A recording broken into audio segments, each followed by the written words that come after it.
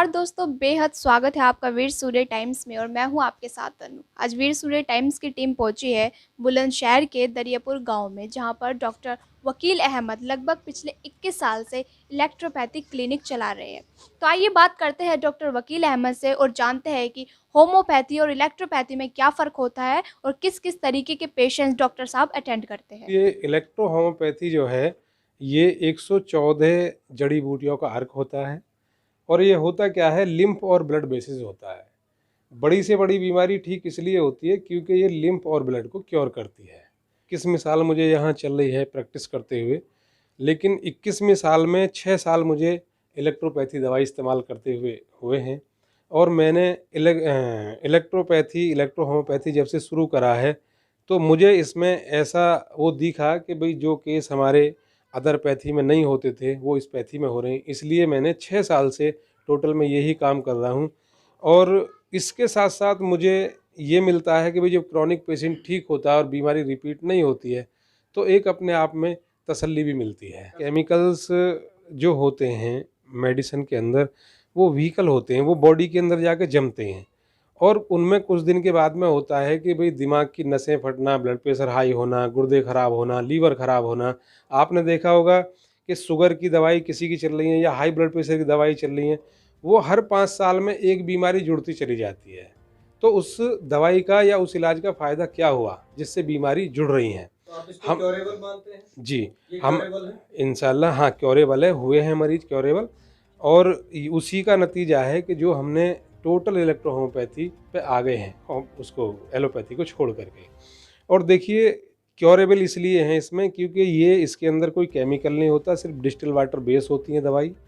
और ये दवाई जो होती हैं असल में पानी से भी 0.001 घनत्व पतला होती हैं, इसलिए ये जीभ पे रखते ही हमारे लिम्फ और ब्लड में पहुंच जाती हैं और उसकी जो डिटॉक्सिफिकेशन करती हैं उसका, तो इसलिए बीमारी दोबारा होने का मतलब नहीं होता जी। अपन जो दवाई है हमारी वो बॉडी के अंदर जो 9 एलिमेंट्स होते हैं वो 9 के 9 एलिमेंट्स पे काम करती है। तो जो भी चीज़ जो कमी हमारी बॉडी के अंदर आती है एलिमेंट्स के अंदर, 9 एलिमेंट्स के अंदर, उसमें S1 बखूबी काम करती है। जितनी भी दवाई हैं ये सब हैं। R21 है, ये गुर्दे की पथरी के लिए। और इनमें एक खासियत और होती है, जैसे ये गुर्दे की पथरी निकाल दिया, निकालने के बाद में बार बार बीमारी रिपीट नहीं होती क्योंकि ये हमारे लिम्फ के अंदर से जो बीमारी की वजह होती है उसको दूर करती है, उसी को बॉडी से बाहर निकाल देती है। गंजेपन के लिए हम दवाई देते हैं, उसमें होता क्या है कि जो हमारी इलेक्ट्रो होम्योपैथी में किसी भी बीमारी की रूट ऑफ कॉज पे जाना है कि भाई बीमारी हुई कैसे।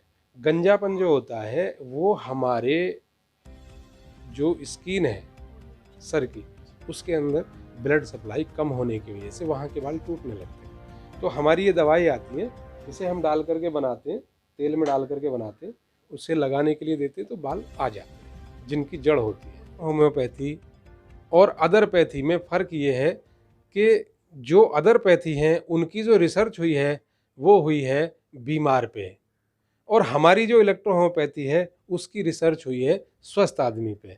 हमारी इलेक्ट्रोपैथी जो दवाई हैं उनका क्या होता है कि वो सीधे पेड़ पौधों से निकल के बॉडी पे इस्तेमाल की जाती हैं। और जो अदर दवाई होती हैं, या ये मानिए कि एलोपैथी है, एलोपैथी में जो रिसर्च हुई है वो हुई है कि भाई गांठ बन गई, ट्यूमर बन गया, कैंसर बन गया, उसके बाद में भाई जब बनने से पहले भी तो कोई टाइम लगता है, कहीं से मटेरियल आता है, कोई फैक्ट्री होती होगी उसकी, उस चीज़ को वो क्यों नहीं पकड़ पाते, क्योंकि वो बीमारों पे उसकी रिसर्च हुई है। हमारी इलेक्ट्रो होम्योपैथी वहाँ से रिसर्च हुई है जहाँ बीमारी बनती है, क्योंकि हम टेम्परामेंट बेस पे और लिम्फ और ब्लड के बेस पे इससे इलाज करते हैं।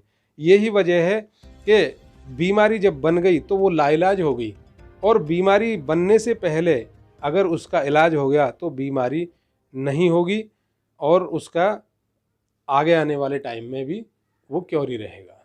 चल जो होम्योपैथी होती है उनके जन्मदाता हैनीमैन है और इलेक्ट्रो होम्योपैथी के जन्मदाता काउंट सीजर मैटी हैं।